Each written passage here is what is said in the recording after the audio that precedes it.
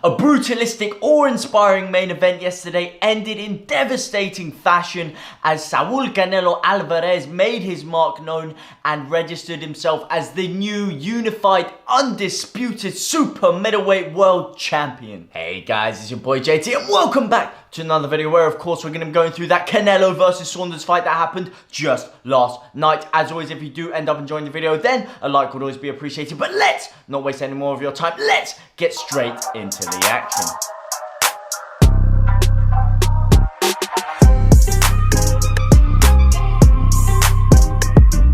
So yes guys, yesterday's main event did not disappoint. It did not disappoint one bit. The biggest crowd in boxing since the coronavirus pandemic. The biggest crowd in sports entertainment since the coronavirus pandemic has hit. It was an absolute barnstorming fight for 8 rounds of it, where Canelo and Billy Joe Saunders were really trading blows. I did have Billy Joe Saunders ahead on the card by about 2 rounds, but then some other people, depending on how you saw the fight, may have had Canelo ahead. Canelo was the more aggressive fighter for, I'd say, rounds 2 to 3 and maybe rounds 5 to 6. You know, he was really piecing his shots together. He was really hitting him with some powerful shots. I do feel like Billy Joe Saunders, however, was slipping and moving when he did put his hands down as the fight started to go on. He was kind of moving around a bit more. He was making Canelo miss a few more of his shots and he was toying with him at times. But that didn't last for long, because the longer the fight went on, Saul Canelo Alvarez was growing in spirit, he was growing in confidence, he was growing in faith, he was G'ing up the crowd. There was one point where he turned around, he was pumping him up like this,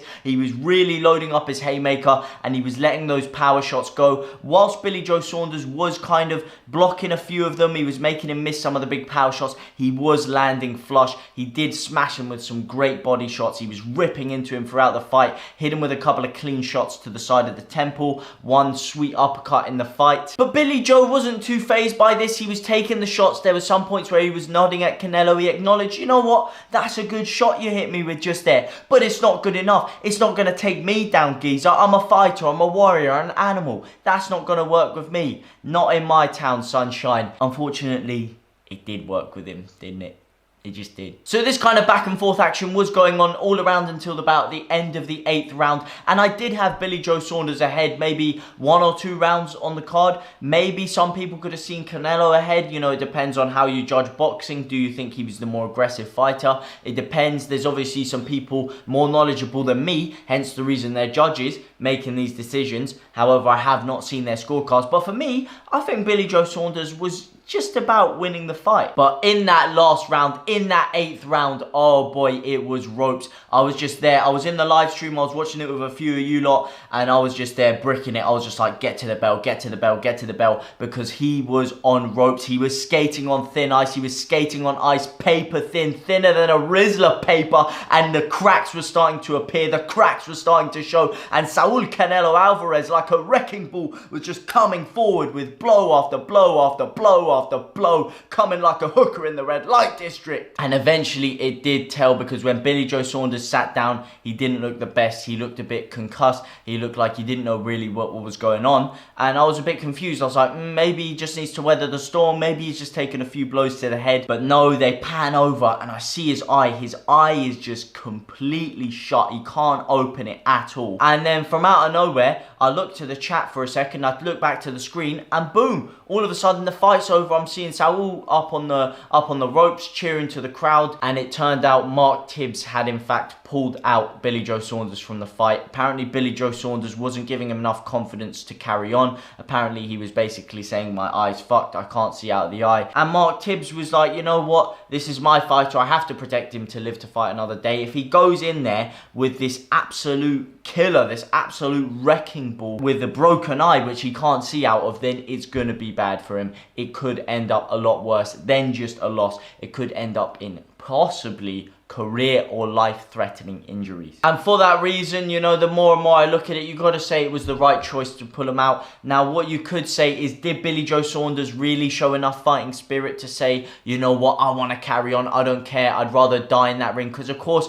a lot of people are going to be sending hate for Billy Joe Saunders now, because when Daniel Dubois went down with his eye, he was one of the first people to criticize Daniel Dubois about, you know, pulling out of the fight because of the fact that he had a ruptured orbital bone or something going going on with his eye. And he was like, I'd rather die in the middle of that ring than get carried out or then pull out. But at the end of the day, no, I don't feel like he made the decision. So maybe some of that is a bit unjustified, but did he really back his fight enough? Did he really argue and complain? Like when Deontay Wilder got pulled out against Tyson Fury, he was there, he was visibly angry, he was saying, no, I want to carry on, I want to carry on. Did Billy Joe Saunders do that? I'll leave it up to you guys. Do you guys think that it was pulled prematurely? Do you think Billy Joe Saunders was just really, really outclassed, outgunned, outperformed, outshone in that fight? Or do you think that he could have carried on possibly and that maybe he did give up? I struggle to see anyone as giving up because at the end of the day, these guys are warriors. They're fighters. Anyone that gets in the ring and decides to make their career path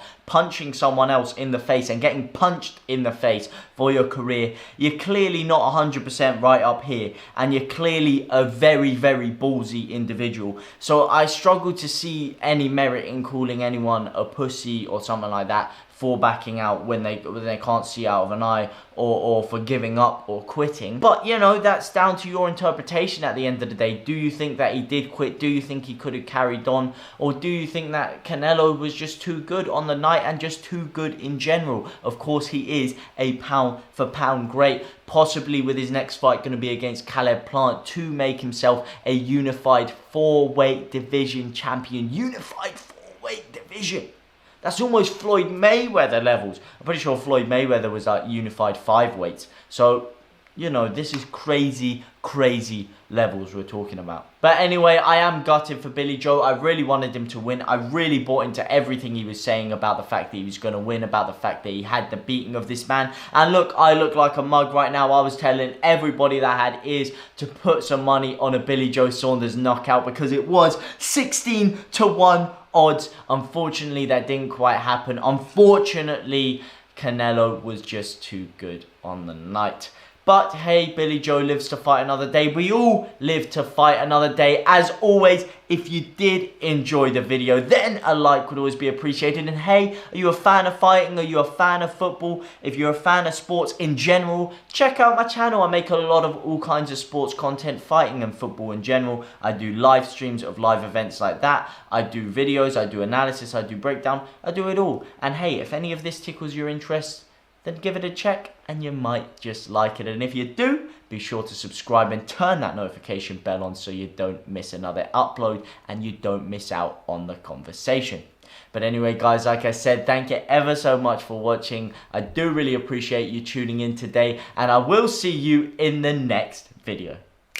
Goodbye.